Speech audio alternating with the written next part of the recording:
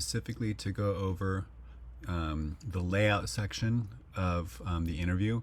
And the purpose of this section in the interview is to make sure that you're familiar with how to create layouts, basic layouts in Bubble using rows and columns. So you can see in this image that this layout up here has been broken down into the components. So the green squares are columns, and the blue squares, or I should say rectangles, are rows. So this layout is actually made out of a large column that contains several rows. You see inside the column, there's 1, 2, 3 rows.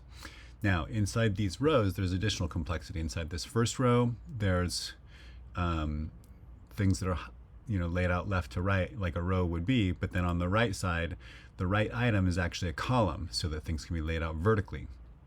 And then down here, it gets even more complicated. The right side is a column, but inside that column, the top item is a row, and then inside that row, the right item is another column.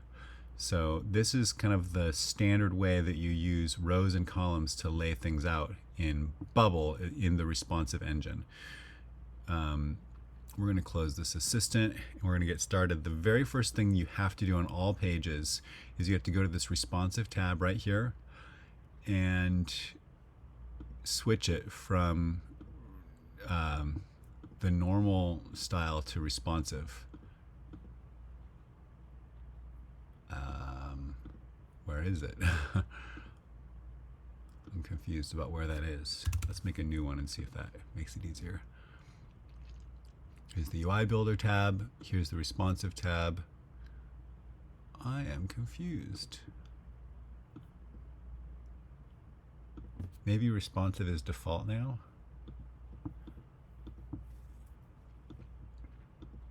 Yeah, I guess responsive is default now. That's great. Responsive didn't used to be default. But so I've just dragged an item on here. And if I click on the parent page here, which I guess is the same as clicking on this, the very top item in the element tree, you can see that the layout is fixed. We never want to use fixed. We always want to use align to parent, row, or column. Actually, we almost never want to use align to parent. We almost always want to use row and column. Now the top level, the default is almost always going to be column. So we're going to make the page itself a column to start with. And we're going to start building out a layout like this. And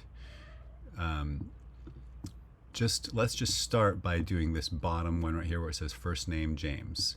So we'll start here. We'll just get the information where we've got first name, and then we had an input, and the input said James, right? So this layout is not following the design, right? Because we want first name aligned on the left and then James over on the right. Actually, let's look up here so we're not cheating. How can we make this happen with first name on the left and James on the right? Well, we're going to create a new row. Both of these items are right now just stacked in a column because the top item is a column and then they're inside it. So here's the first item and the second item. We're going to make these into a row. Right, what I'm doing is I click one, I hold shift and I click the other one so they're both selected. And then I right click and I say group elements into a row. You could also just pull a group over somewhere and then click on that and go to layout and say row and then move the items into that individually. I actually, because dragging things around in the editor here can be confusing, I often encourage dragging things around in this element tree. So group A we know is a row, and so if I want to be extra careful about what I'm doing, I can drag these two items into it. And if I want to make sure they're in the right order, I can change the order, etc. So now we've got this lined up the right way, the way that this is, where we've got first name and then James. See? So that's looking good. Now let's build the next one, which is this one. It's a little more complicated because the public name is on the left. We've got Banksy on the right, and then we have this thing underneath it. So just as a shortcut here, I'm going to copy this, and then I'm just going to paste it. First, I'll delete this. I'm just going to paste.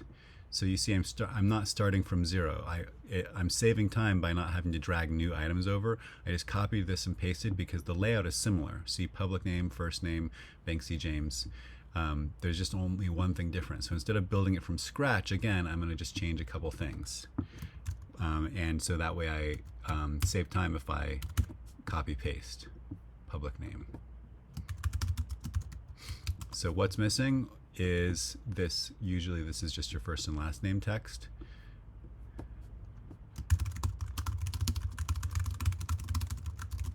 So how do I get this to line up right underneath there? Well, I can drag it into this row. This is a row right here. Group B is a row. And I might even rename this into row so it's very clear. This is a row also. But look, we've got text, first name, or public name, and then this should really be last, Banksy, and then that. But look, they're all lined up in a row instead of this being a column. Well, how do we fix that? We select this and this together. I'm holding shift and I click both of them. You see how they're both selected. Right click and say group elements into a column. And now I've got a column. And there we go. It's looking like that. Now let's do this last one, which is very complicated. I'm gonna copy this and paste it. Oh, I copied the wrong one. I want to copy the entire thing. Copy, paste. There we go. And this has a box, a couple of things. So let's take it one thing at a time. So we have a it's like a square of some kind, and then underneath it is the text. So text, public name, shape, group D. We're going to put this shape inside of group D because group D is a column. There. And of course, if we're looking at our reference, the text is underneath the square. So we need to switch that. Okay, that's looking better. But there's this thing to the right. So we need to add some additional text. And what does it say? It says upload new icon and then delete icon. Oh, that's actually a button. So we'll do upload new icon. And then what was the other one? It was a link that said delete icon. Is that right? Upload new icon, delete icon. Yeah. And so these need to be to the right of that. And so that means we need to make, how do we make things right and left? We use columns. So I'm going to select this, this, and this, all of them, and then group into a, sorry, not column, row. Rows make things right and left. Okay, that's looking good, except these need to be on top of each other. How do we do that? We actually make them into a column. And there we go. Now we've got the layout matching in terms of rows and columns. Now, is the spacing correct? No, spacing's not correct. For example, this is kind of vertically centered along this together, and it's horizontally centered. And in order to do that, we need to make sure, so there's something that groups that happen to groups when you create them, is they get sized weirdly. So you see how this square is only this big, but the group that's containing it is even bigger. It doesn't need to be that big. Bubble does this. It's really irritating. But you almost always need to play with your groups after you create them and adjust the size. It'll set min heights that are way too big. And so after I've kind of gotten the layout where I wanted it and I've positioned it, I will make it 0, the minimum. And I don't want to make it fixed height because that, you see, that forces it to be what I've set. I want it to have a min height and a max height with the height fit to the content. This is the height and this is the width. They're kind of the same settings.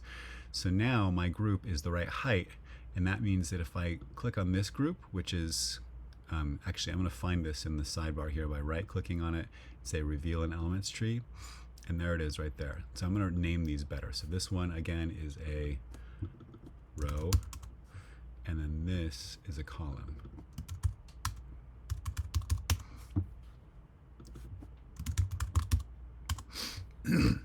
So we got the shape, the column. Okay, so this column, I want it to be vertically centered right here. How can I do that? Well, I'm going to start centering everything. So first I click on that, then I click on that. So I'm starting to get things centered. I also want it to be horizontally centered. So I go in and I click on the item inside and I click this icon and then this icon to center it. Now look at this link. This link is centered, the element is centered, but if you look at it, the text is not centered. Why is that? Again, it's the default width and height that Bubble gives it. Right now, this has a fixed width of 150 pixels. We almost never want that for something like a link. So I'm going to uncheck this, make this element fixed width, and I'm going to say the min width is 0. Now the min width and the max width are 0 and infinity, and it's taken the full width, right? So I've lost my ability to center, but there's one last thing. I check this fit width to content button checkbox, and that makes the width no bigger than it needs to be. And so now it's nicely centered. So you see how this, I've just done some layouts to kind of like align this nicely, similar to that. And we could continue to clean up all the paddings and such, but that's kind of the basics. One thing I will say as a general rule, you see how between here and here there's a gap. So there's a question of where do you put the margin or the padding? Do you put padding on the top of this, or do you put margin on the bottom of this, or do you have it split, some padding on the top of this and some padding on the bottom of this? Well, as a convention, we never put margin on the top of an element. We always put it on the bottom when we're stacking like this. So like this, again, this should be just should not have a min height. It should be 0, but then we should have a margin at the bottom of 20 pixels. You see, so now that looks nice and good. We're going to do the same thing here. This should not have a min height. I'm going to set a margin bottom of 20 pixels. You see that pops down. And so it always works out if everything has the margin on the bottom for the gap instead of on the top, because then when you move things around, things get confusing. So the other thing is when you have a group of items, multiple items here, and you want to make a margin gap between here and here, so you see that doesn't look good. There should be a little bit of a gap here. Also, this should have a lot more copy to it. Let's just make it bigger so that we can see the wrapping. So there's some problems here. This has, for some reason, a width of 200. We want it to fit our standard, which is fit width to content.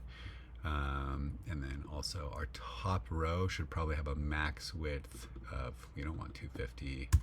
We probably want a max width of 300 pixels. Is that too much? Not enough? Let's make it bigger. Something like that. Okay, I guess this does, you see how that wrapped it down here, so this was too big, I guess. So we need to set a max for this as well so that it doesn't break. So we're going to set a max width of, let's say, 300 pixels. There we go, something like that. By the way I'm doing this is I select it, and then I use the arrow keys up and down to change the width. And if I want it to go faster, so I'm just holding it. If I want it to go a little bit faster, I hold the shift and it goes by 5. And if I want it to go slower, I let go of shift and it goes by 1. So let's make it 400. Okay, so I want this gap, a little margin between here and here. Now you might be tempted to go directly onto the shape, the square, and put your bottom padding of 20 pixels, because that makes everything look nice.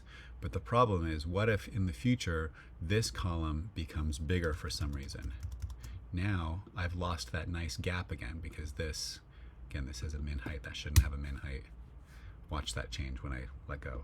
See, so that now I've lost my padding or my margin because I put the margin on this, and when this changed height, now I've lost my padding. So we don't put the margins on the inside elements when we need to create gaps like this. We always put the margins on the containing item. So in this case, it's this entire row.